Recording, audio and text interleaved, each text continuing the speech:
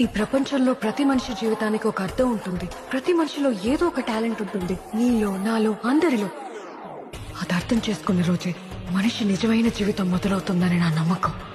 నాకున్న టాలెంట్ ని యూజ్ చేసుకుని నాకు లైఫ్ లో ఏదో ఒకటి సాధించాలని ఉంది.